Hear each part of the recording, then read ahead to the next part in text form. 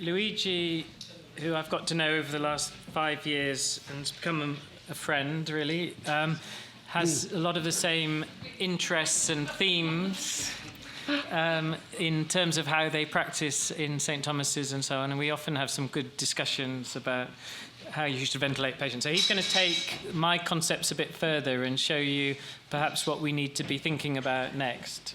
Well, thank you very much, Tim. Thank you very much, all of you. Can you hear me okay? Okay, so it's after lunch. Now, lights are going to go a little bit low, so bear with me. So what I'm going to do in the next half an hour, I'm going to talk about three things, really. One is defining severe respiratory failure. Then I'm going to go a little bit more in detail about what we think is lung protective ventilation. And obviously, Tim has spoken a lot about the 6 mL per kilo as a lung protective ventilation. But I'm going to argue with you the concept of why we should go beyond that 6 mL per kilo. And then we talk about some ventilation strategy for severe ARDS. So may I start with just saying what I think are 4 truths of mechanical ventilation. The first one is severity is the primary indicator to individualized treatment, so severity. Homogeneous lung is a protected lung, so the aim of ventilation, there is only one aim, which is to increase lung homogeneity. And the more severe the lung disease is, the more uncertain we are that we are providing lung protective ventilation, regardless of the settings. And I'll show you some examples about that. And my fourth, what I call it truth, but I put inverted comma because it might not be truth for everybody, but this is what I think is important points, is that lung injury is not always ventilator-induced, but is ventilation-induced. So I'm going to talk a little bit about the potential dangers of spontaneous ventilation in severe ARDS. So the first thing to say is about severity. Obviously, this study has been presented before. We know from this recent 3 years old now, definition about what the criteria for ARDS are, but also we look at this oxygenation. So we know that we are looking at mild, moderate, and severe, depending on the PF ratio cutoff. And here I put that in kilopascal because this is what we do day to day. Less than 13.3 is severe. Yes, but here says severe with a PEEP greater than 5 or equal to 5. The thing is, sometimes we might have a different idea how severe the lung is if we obtain a PF ratio at different level of PEEP. Now, let me show you this recent study. This was just a few months ago published. And this is if we look patients with ARDS with mild disease. So these are mild disease based on clinical PEEP. So the clinical PEEP in this case was whatever the clinician had chosen to be. And you can see here, these are all 52 of mild, but when we go to 5 centimeters of water of PEEP, some of this mild clearly become moderate and some of them become severe. What it means that we are misjudging the severity of these patients, what they really are, if we apply a clinical PEEP. And sometimes having these measurements of 5 of PEEP will allow to standardize the ventilator and also to compare patient to patient and will give us a better idea how severe the lung is. And what goes into the severity is lung volume. And I'm going to show you some ideas how severity correlates with available lung volume. And you can see again there, when you do a 5 centimeters of water, the amount of recruitable lung increases, as it should be, and obviously that was masked at when it was a clinical PEEP. But also you can see here the number of patients when you go from clinical PEEP to 5 and 15 changes. So more patients become moderate and more patients become severe. Okay. So next one is that. So clearly when we stratify patient 5 centimeters of PEEP, then the total lung weight goes up from mild, moderate, and severe. The non-aerated lung goes up, so more dense, the lung. And then here, the potential for lung recruitment goes up. So you can see there are 5 centimeters of water. You have a good separation of different classes of severity of lung disease. And when you look at more histological data, that's the same thing. This is the diffuse alveolar damage increases with the severity and again with the severity of lung disease. And the same thing is the lung water. So if you have mild, moderate, and severe, the extravascular lung water goes up. But this is not surprising. This is also very interesting. So we looked at the importance of standardized severity with P5. Now, this is another way, an interesting study, when you look at the relationship between physiological shunt, as shown by CT scan, and the log-transformed PF ratio. Just forget about the log transform, just think about PF ratio. But the key is here, FiO201. This is pure shunt fraction. This is not VQ mismatch. By doing 100% oxygen, we've abolished the VQ mismatch. And here they've created a very useful table where you can look at your left-hand side, your PF ratio.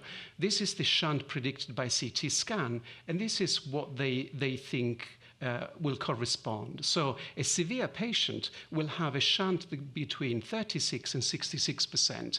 And this goes very well with the data from the physiological cohort of the Berlin definition. And this is severe. This is refractory to 100% oxygen. This oxygenation cannot be reversed with oxygenation alone.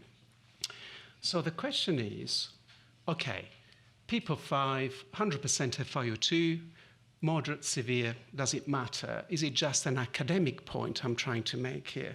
And what I'd like to say is that 1 in 3 patients will have already severe ARDS at presentation. Very few patients go from moderate to mild to severe. So these are the type of patients, when you see them severe, the majority of these patients, you will see them severe from the beginning. This is your day 1, day 2 in the ICU. And some of these patients will have very high shunt fraction. We said 40% on average, which will go very well with the other physiological study, and the mortality is very high. And this is not just the cohort. You can see here a variety of international study. They come with the same conclusion. That's roughly, for severe ARDS, that's roughly the mortality rate. So do you agree that this is a good recipe? Protective lung, low tidal volume, plateau pressure, less than 28-30, minimizing driving pressure. Do you agree with that? Would you disagree with that? People disagree with that. You think is... Do you agree? Okay, okay. Now, I'm going to show you how this is just a starting point. And you're very familiar with this curve. This is a curve that was published now many years ago from the ARDS, showing that if the plateau pressure decreases, the mortality decreases. Okay? And when you give low tidal volume versus high tidal volume, the mortality in the higher tidal volume is higher. But I would like to show you this. The confidence interval are only positive or significant for the highest quartile of plateau pressure. And here goes from 80 down to 20. Okay, keep that in mind 1 second. And then obviously Tim has shown you this study, which I think is a very interesting study. This is the study where patients are ventilated with 6 mils per kilo of ideal body weight, protective, less than 28 to 30 plateau pressure, protective, and yet 2/3 of the patients, 1/3 of the patient were not protected. So this is on your left-hand side, you can see end of inspiration and end of expiration. You can see blue means normal lung, and green means collapsed lung. So this is protected. On the right-hand side, you see lots of purple. Purple is over distended lung. This is lung over time will create damage and long-term effects. But they're all ventilated with 6 mils per kilo of ideal body weight and 28 or 30 plateau pressure. So what's the difference? The difference is this. Look, this is a CT image, 3D CT image of 3 different patients. These are some of our patients. This has got severe ARDS. This is moderate ARDS. This is mild ARDS. Now, let's pretend these patients have the same height and the same gender. So they have the same ideal body weight, 420 milliliters in this case. We're going to give 420 mils into 180 mils. So this is the lung volume of this patient. It's less than a can of Coke. So that lung is now stretched 26%. And if you've got a mild patient with 3.6 liters volume, that lung now is stretched 11%. So you can see that the same thing for severe ARDS, 6 mils per kilo, which is a good rule to start with, might not apply in patients with moderate or severe ARDS. So we've talked about how low tidal volume does not equate lung protective ventilation, because what we don't know is the end expiratory lung volume. And we have seen that that varies from 280 mils to 3.6 liters. Is it clear, that point? The question is, what about plateau pressure? So is it 28 okay? Is it 30 okay? Is it 20 what we need? And the whole point is transpulmonary pressure. The slide that you can see very clearly over there, it shows that there is no correlation whatsoever between airway pressure and the transpulmonary pressure, which is basically the lung distending pressure. So this is what the lung sees. And trust me when I say that if we apply 30 centimeters of water or plateau pressure to different people, some of them will be distended with a transpulmonary pressure of 8 centimeters of water, others 28 centimeters of water. So which one do you think would be protected? How do you know from the ventilator settings? There's no way of knowing, because what you're missing is the component of the chest wall, intra-abdominal pressure, and what you're missing is the lung volume. You have a guess with a CT scan, but the CT scan is not a very good images. Aha, so this, thank you very much. So here you can see 30 centimeters of water plateau pressure, but the lung sees 28 with this patient here. So this is above total lung capacity. So this is very over-distended lung. But then the other one sees only 8. In this patient might need some more. The oxygenation might needing a little bit more recruitment. We'll have some grace time for... Okay, so this is something that Louis Blanc has shown you before, which is great. This is a study to show that driving pressure is the key determinant of mortality and lung injury, not so much the tidal volume and not so much the plateau pressure. Let me go through once again with this one. So these are patients who are standardized here, same PEEP, but different plateau pressure. And consequently, the driving pressure increases, mortality increases. Now here you've got a patient with the same driving pressure and increasing PEEP. Therefore, the plateau pressure increases, mortality remains the same. But when you increase the PEEP, and as a consequence, the plateau pressure remains the same, so you manage to recruit the patient and the delta pressure decreases, these are the patients where the mortality decreases. So just let's look at this in a slightly different way. Oops, sorry. Next, previous one. Here you've got the plateau pressure, and here when you normalize for the same plateau pressure, you go with lower and lower tidal volume, you would expect here the mortality to be lower than here, yes? But no, it's the same. But look at this one. Here, when you have the same plateau pressure, but this time you normalize for driving pressure, which is basically what it shows is the tidal volume normalized for the size of the volume, then as the driving pressure goes down, the relative risk of death goes down as well. Right, okay, so we are saying that if we apply a pressure of 30 or less than 30 and a tidal volume of 7 or less than 7, patients who are split into medians, so patients who have median or plateau above 30 and below 30, no difference in mortality. Tidal volume greater than 7, below 7, no change in mortality. The only mortality difference is when, to achieve 6 mils per kilo of ideal body weight, you need to give an excessive driving pressure. That's where the mortality split. And you can see on your left-hand side there, as the driving pressure goes up, and by driving pressure, read the tidal volume normalized for lung volume goes up.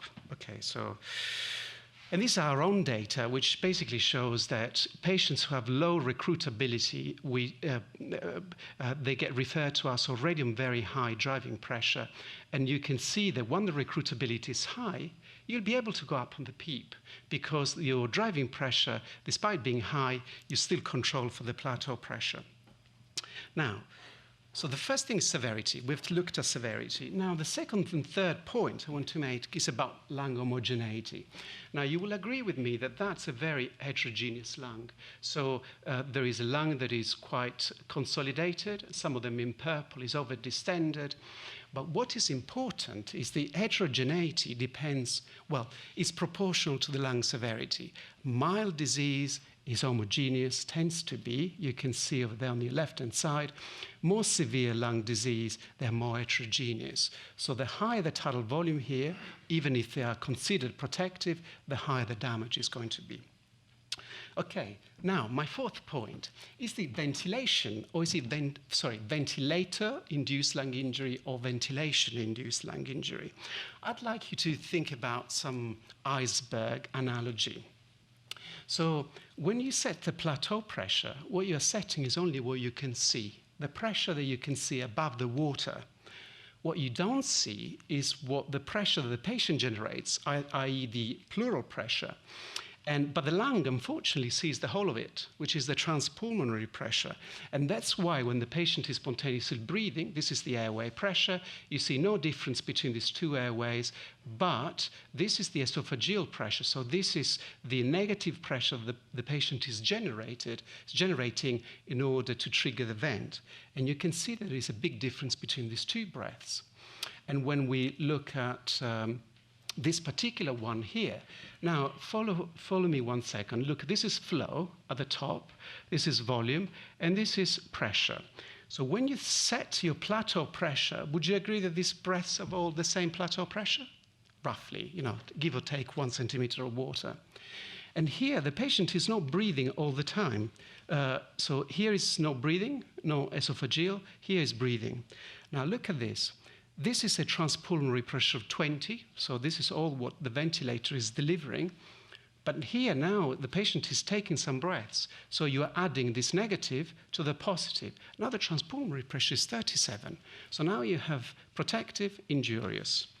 Protective, injurious. And this is a very important concept. There will be a talk later on about asynchronies. And this is what we do in clinical practice. This is a screenshot from one of the Philips ventilators that we have in our unit. And this is esophageal pressure there with the airway pressure over there. This is in mandatory ventilation. You can see the swing is actually quite small. But here starts breathing now. This is negative pressure from spontaneous ventilation, but look now at the swings. This goes from 15 to -5, and this is millimeter of mercury. So multiply by 1.36, and you see the massive transpulmonary pressure that this patient can generate. This is a video just to show exactly the same thing. So the patient breathes in, and the chest goes up, and you can see the massive swings. So even if this patient is on 5 or CPAP support, it's not really protected because you've got massive, what you do not see is the transpulmonary pressure generated. So I think what I'm going to conclude about this part is that in severe ARDS, it's difficult to be sure about lung protective ventilation. We need to apply low tidal volume. This is important, but it's only the beginning. And how low that goes depends on the lung volume. Plateau less than 28 is important, but that depends on chest wall elastance. And then think about driving pressure a little bit more. But in spontaneously breathing patients, it's very difficult to quantify precisely. And when we think about homogeneity, we're thinking about two mechanisms. We have only two mechanisms to homogenize the lung. One is PEEP, or mean airway pressure, depending on what modality of ventilation you're on. And the second one is prompt position. There is nothing else that will homogenize the lung. So can I go through a case? So we've got a 23-year-old lady, 3 days, unwell for 3 days, deteriorating respiratory failure, intubated, but rapidly deteriorating. This is the setting of the ventilator. What do you think? Acceptable, not acceptable, appropriate for the level of FiO2? I would say so. I mean, it's not particularly elevated. PEEP seems to be appropriate for the FiO2. This is a chest X-ray. You can see at the beginning when she presented. She's still non-intubated, and this is 24 hours later. So the question is, what do we do now? What would be your next step? Prone. Okay, that's great. The only problem is to wait because it's a little bit later in my presentation. But I agree. So this is what we've got available. We're talking about severe ARDS. We've done the conservative fluid management. We've done the tidal volume. She's already on high PEEP. She's not breathing. So this is what we've got. We've got to consider prone position, got to consider APRV, neuromuscular blockade, or some extracorporeal support. So the first thing we want to know is this lung disease very severe? So first step, PEEP 5, 100%, even if it's for 5 minutes. And then the second thing, would you agree that it's looking at the hemodynamics very important? So what we do, we look at echocardiogram. That's on the left-hand side, why we do it. But you can see here that this is one of the major problems in severe ARDS, which is right heart failure. Very dilated right heart. And this is a major problem because it's common. It's about 1 in 5 patients across the ARDS population will have it, and it just effectively doubles your mortality. So once we've done that, neuromuscular blockade, if we have not done it, is important. This study has already been presented. But I'd like to stress the idea that if we paralyze a patient for the first 72 hours, we only need 10 patients to save 1 additional life. So this is an incredibly low number needed to treat. And this is how they do it for 72 hours. They do it with cisatracurium, but I don't know how many people use cisatracurium. You don't have to. This meta-analysis shows that it doesn't matter which one you use, you're always going to favor neuromuscular blockade if you paralyze the patient for a few days. Now, why is that? Look at this. Do you remember I was talking about lung distending pressure and spontaneously ventilating? So this is flow, this is pressure. This is flow, this is pressure, and this is the esophageal swings. So high swings means a lot of intrathoracic pressure being generated, more injurious. This is the neuromuscular blockade, it goes here, and over time the swing reduces. So you can see how for the same plateau pressure, the effective transpulmonary pressure decreases. And that's one of the mechanisms by which neuromuscular blockade can be effective. Now, recruitment, I'm going to go very fast on that because it's been discussed. Essentially what we want is recruit alveoli. We want to distinguish between the patient who recruits, and the patient who doesn't recruit. And obviously this will lead to very different strategies. The way we do it, there are 3 possible ways. Sustained inflation. You've seen a lot of incremental PEEP or high pressure controlled. Why do you think this is the most common one? Because it only takes 40 seconds. It's very easy to do at the bedside. This is quite long. People who have done this, they realize they need to be at the bedside for quite a long time. So it's less favored, 23% in this particular study, but actually much more effective. And I'm going to go a little bit fast here to say that you go up on the PEEP, maintaining the same driving pressure, and you go down to find out the optimal PEEP. How high can you go? Depends how brave you feel, what's your patient like. But in the published literature, it's either 45 or 60. And there are other ways of doing it. For people who said 60, I'll show you something. So here you can go up a little bit with the same driving pressure until you get 45, and then measure compliance here and compliance there. So go up and down again. And if this compliance is improved, means you're recruiting. Go up again and come back to baseline. Compliance here, if it's better than this, you're still recruiting and go up. But if you see there is a change in compliance and goes down, there's no point in going up anymore. You've recruited all recruitable. What you're doing now is just over distending. And I'm going to skip this one for sake of time and I'm just going to talk about prone position. You all know why we do prone position, and Tim has already explained it really well, the mechanisms, but I'm just going to say these are the mechanisms, well, these are the criteria that we used in the PROSEVA trial, and with this criteria, patients were randomized into proning or non-proning. So this is a good starting point. But I'm just going to say that sometimes the CT imaging can make us think that someone is likely to respond to proning better than someone else. And what this study shows that no matter what your pattern of injury is, you cannot predict the response to prone position. So when in doubt, with that severe, moderate to severe ARDS, prone. Do not get confused or discouraged by the CT appearance. Okay, so, and that clearly there is a big difference in mortality that goes beyond the 28 days, goes beyond the 90 days mortality. Okay, so the question is why prone position is not very new. So that's been going on for many, many years. The question is why today? Why in 2013 we are showing a 16% absolute reduction in mortality and not 10 years ago or 20 years ago? And the reality is this, that we are getting better, or at least generally we're getting better at providing low tidal volume ventilation. We are doing it in the more severe or moderate ARDS for a longer period of time. So if we do it with these three conditions, the mortality associated with prone position is much more favorable.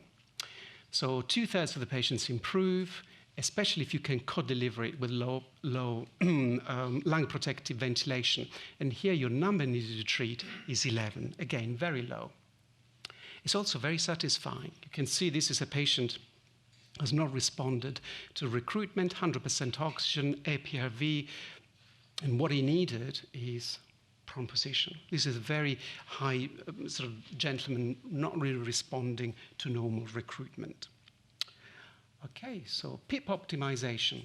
I'm just going to say something that despite the fact that the trials have not shown an improvement in mortality, we know what they improve is actually the need for rescue treatment, which is very important.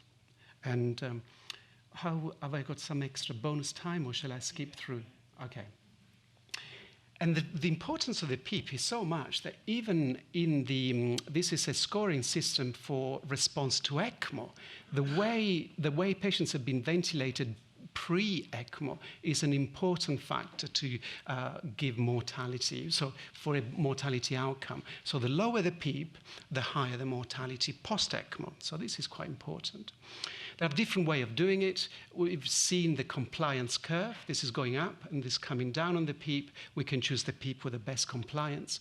We can do it using EIT, or we can do it using the esophageal manometry, which Louis Blanc has shown before, earlier on. And this has been shown that if we target transpulmonary pressure rather than plateau pressure, we can reduce the number of patients who fail conventional ventilation. And or you can do it more simply looking at PF to PEEP table. Or you can take a more simplistic approach and just use a 5 to 10 for mild, 10 to 15 for moderate, or 15 to 20 for severe, depending on what you've got available and at what time of the day it is. So when we get to PEEP optimization, clearly we have the last bit, which is open lung strategy. We've got two ways, really. One is the HFOV, but we've seen that the two studies, the Canadian and UK, have practically have made HFOV fall apart and is not used anymore. And the other one we've got is APRV, which will be a talk later on, so I'm not going to talk a little bit more in detail about that. So when everything fails, it's quite clear that extracorporeal support is required. And just this one is the last slide to show that when you think about what really makes a difference is low tidal volume, perhaps PEEP, and certainly prone position and neuromuscular blockade. And this is just a way to say that these are my conclusions. So I would suggest define disease severity. Just do it in standardized fashion. Might not be possible all the time because some patients are very severe, but this is the best way. Attention to fluid balance after shock resolution. Use the lowest VT for a plateau of 28 to 30, but But think about intra-abdominal pressure and esophageal pressure. Prone position is definitely your friend. And be aware of inspiratory synchronization mode during spontaneous breathing, because that will increase the unseen portion of lung stress. And I'll thank you for your attention.